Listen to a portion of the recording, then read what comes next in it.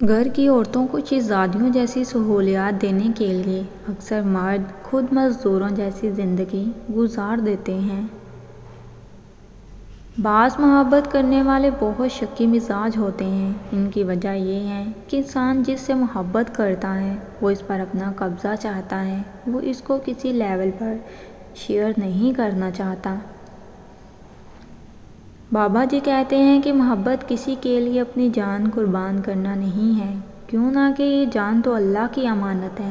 ہمارے پاس تو محبت کسی کی رضا اور خوشی کے لیے قربان کرنے کا نام ہے۔ محبت کا اظہار تب ہی کرو جب اسے نبھا سکو۔ بعد میں مجبوریوں کا سہارا لے کر کسی کو چھوڑ دینا وفاداری نہیں ہوتی۔ قبولیت اور معجزوں کے اشارے اللہ تعالیٰ یوں بھی دیتا ہے، نہ کہ تمہارے دل کو انتظار سے تھکنے دیتا ہے اور نہ تمہاری زبان سے دعاؤں کا سلسلہ رکنے دیتا ہے۔ بات محبت کی نہیں ہوتی، بعض اوقات بنا محبت کے آپ کسی کے اتنے عادی ہو جاتے ہیں کہ وہ عورت محبت سے زیادہ جان لیوا ہوتی ہے۔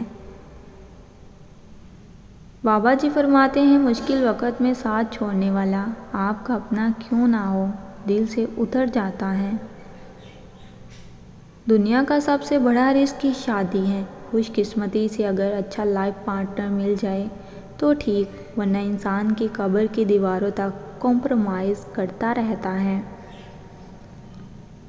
یہ جو تمہیں باہر سے سخت نظر آتے ہیں، اگر تم ان کو اندر سے دیکھ لو تو تمہیں ان پر ترس آئے۔ زندگی میں اگر کسی چیز کو پہلی فرصت میں رکھنا بہت ضروری ہے تو وہ ہے آپ کا اپنا ذہنی سکون، باقی سب عارضی ہیں اور وقتی چیزیں ہیں۔ ہو سکتا ہے جو تم مانگ رہے ہو وہ چیز تم سے بس ایک دوا دور ہو، تو مایوس مت ہونا، بس دعا کا سلسلہ جاری رکھو، خدا جلد عطا فرمائے گا۔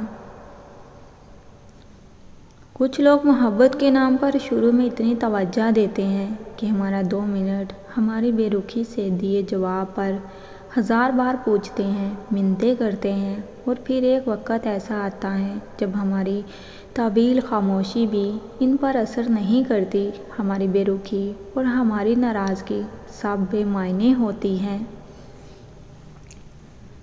ہم اکثر اپنے چاہنے والوں کی لمبی قطار چھوڑ کر ایک شخص کے پاس ذلیل ہونے پہنچ جاتے ہیں جسے ہماری پرواہ تک نہیں ہوتی۔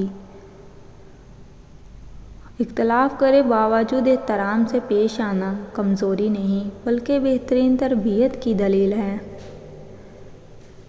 جس عورت کی ٹانگوں پر بال ہوں گے، عورت مرد کو بہت خوشی دیتی ہے اور ایسی عورت کے نصیب میں بہت دولت ہوتی ہے۔ بانو کہتی تھی، محبت ہو جانا اہم نہیں ہوتا، محبت کو زندہ رکھنا اور عزت دینا اہم ہوتا ہے۔